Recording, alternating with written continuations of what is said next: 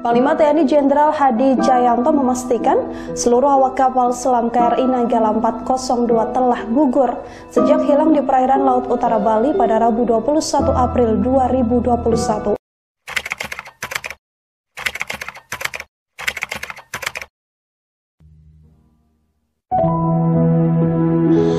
Dek, tolong siapin perlengkapan seperti biasa dong. Besok ada latihan. Pinta Mas Dwi padaku selepas makan sahur. Oke. Kali ini berapa lama? Tanyaku. Latihannya hari Rabu. Dini hari ngeluncurin torpedo. Dilanjutkan menembakkan peluru perang. Pagi kemungkinan udah nggak di air lagi. Cuma ada banyak yang harus dipersiapkan. Jadi besok Mas udah harus berangkat. Bali lagi ya? Iya sayang. Kenapa memangnya? Enggak, banyak bule pakai baju kurang bahan. Kasihan Masku yang lagi som ini. Mesti ekstra jaga pandangan. Dia tertawa sehingga matanya menyipit. Tawa yang menjadi canduku sejak awal bertemu.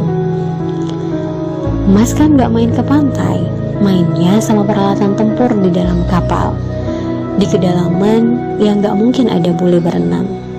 Palingan juga duyung. Tapi kalaupun ada duyung, pasti gak secantik kamu. Entah kenapa aku masih saja malu saat Mas Dwi mulai bersikap dan berkata manis. Tuh, pipinya merah, padahal udah hampir 10 tahun menikah. Godanya lagi sambil menunjuk pipiku yang terasa hangat. Udah ah, kira-kira Mas bisa pulang gak pas anniversary-nya kita? Udah mau 10 tahun, aku belum pernah dikasih kue. Aku pura-pura menggerutu untuk mengalihkan pembicaraan. Sungguh, aku masih belum imum dengan segala sikap manisnya. Your wish is my command sayang, sahutnya sambil menundukkan punggungnya di hadapanku, seolah-olah sedang berhadapan dengan seorang putri seperti di film-film Disney. Sisa hari kami habiskan berdua dengan Mas Dwi yang menempeliku kemanapun aku bergerak, kecuali ke toilet.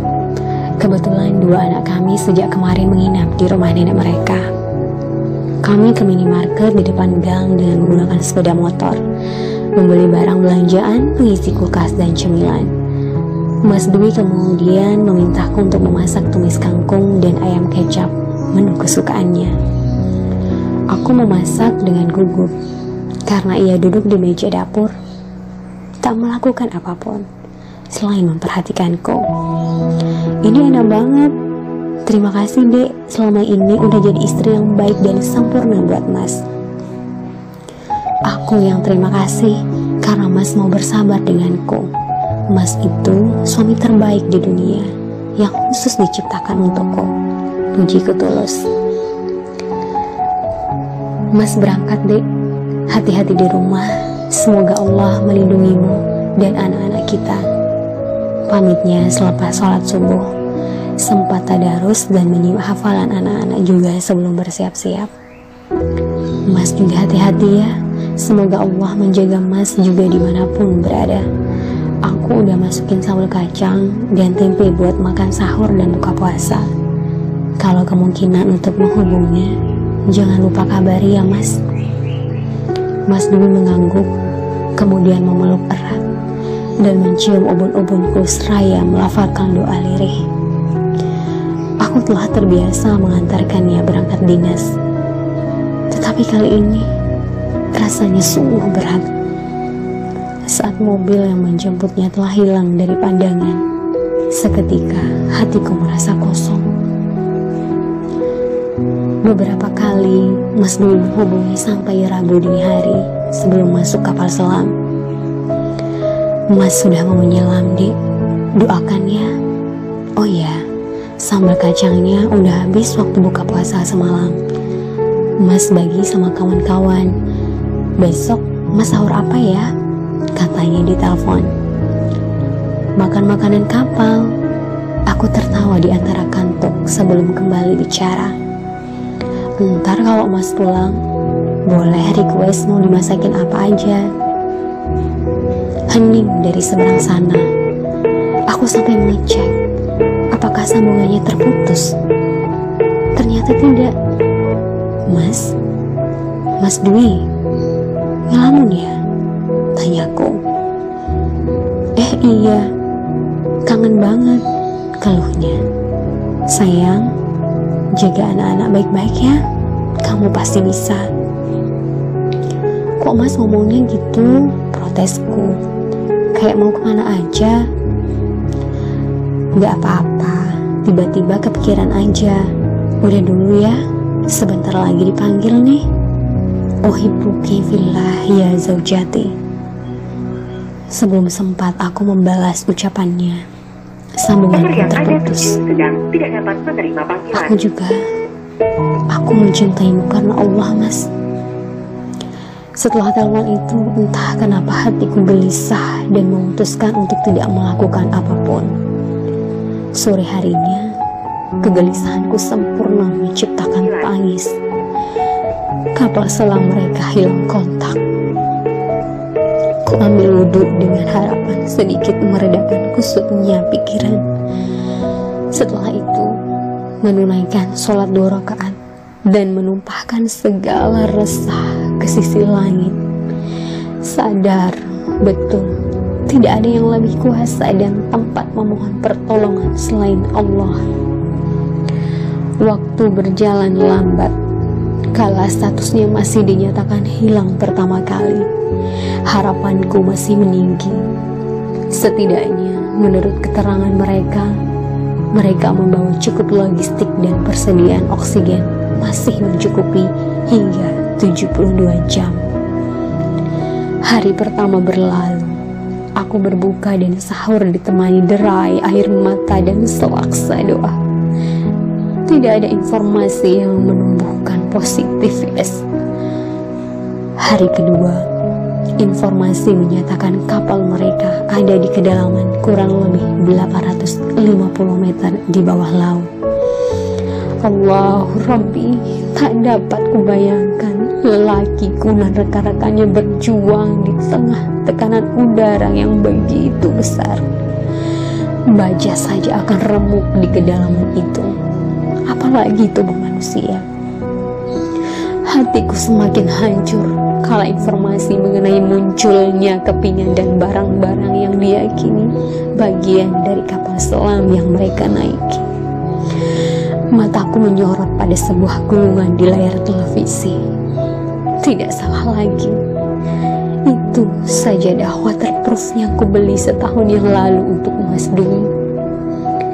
Ya Allah, inikah saatnya untuk merelakan? Saat aku tenggelam dalam kesedihan, terdengar bel pintu berbunyi. Seorang laki-laki membawa buket bunga mawar beserta kotak kue. Dengan Ibu Zia Fridayanti, tanyanya. Iya, ini ada paket untuk Ibu, mohon ditandatangan. Terima kasih, ucapku setelah menandatangani bukti terima. Untuk pertama kalinya di anniversary-nya kami, Mas Dwi memberiku bunga sekaligus kue. Sepertinya ia menyiapkan semuanya sebelum berangkat. Ya Allah, andai aku diperkenankan memilih, aku memilih tidak mendapatkan kue anniversary selamanya, asal lelakiku masih ada di sisiku. Sepucuk surat yang menyertai buket bunga itu berisi tulisan khas Mas Dwi.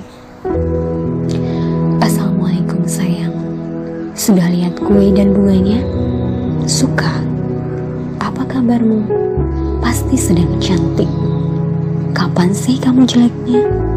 Izinkan aku bernostalgia pada pertemuan pertama kita. Aku menarik nafas sebelum meneruskan membaca. Harusnya wajahku bersemu malu. Nyatanya hanya ada perih, sesak, seperti ribuan jarum menghujam dada. Kamu tahu sayang, saat Mas diajak pamanmu ke rumahnya, pertama kalinya Mas melihat gadis cantik dengan seragam SMA dan membuatnya menangis di pertemuan pertama. Mas menyindirnya yang memperlihatkan rambut indahnya. Pulang dari sana, pamanmu menghajar Mas karena membuat keponakannya menangis. Akan tetapi seminggu setelahnya pamanmu justru berterima kasih karena kamu akhirnya menutup aurat dengan sempurna. Aku tersenyum mengingat pertemuan pertama kami itu. Lelaki yang menyita atensi sejak awal, sosoknya tertangkap oleh mataku. Namun, kekaguman itu berubah menjadi kekesalan saat ia menyindir rambutku yang digerai asal tanpa kerudung. Sindiran yang merasuk di hati, dan dengannya Allah menuntunku untuk mengenakan kerudung. 2 tahun tidak bertemu, pada akhirnya Mas menemukanmu dengan metamorfosa sempurna. Kamu menjelma menjadi gadis solehah, Mas yang sudah diambang 30 tahun dengan tak tahu dirinya melamarmu, siap dengan penolakan. Tapi kami adalah prajurit, pantang mundur sebelum berperang. Usia kami memang terpaut hampir 10 tahun, namun pesona seorang Dwi Naresta tidak ingin kulewatkan begitu saja. Mas sudah siap ditolak, tapi Allah Maha Baik. Kamu menerima? Apa jangan-jangan kamu memang udah suka sama Mas? Tepat, aku memang menyukainya sejak awal bertemu. Kekesalan atas sindirannya tak mampu mengalahkan rasa suka yang mulai tumbuh. 2 tahun memendam rasa tanpa pernah bertemu lagi. Lalu ia datang menawarkan bahagia. Kenapa mesti ditolak? To be my wife, thank you so much. And I'm pleased to have you as my husband. Terima kasih untuk semua ekspresi cintamu selama ini. Mas berharap kita akan senantiasa saling mencintai di bumi, kemudian mati, dan hidup lagi untuk bersama, kembali di surga. Terima kasih juga untuk seluruh cintamu yang melengkapiku, Mas.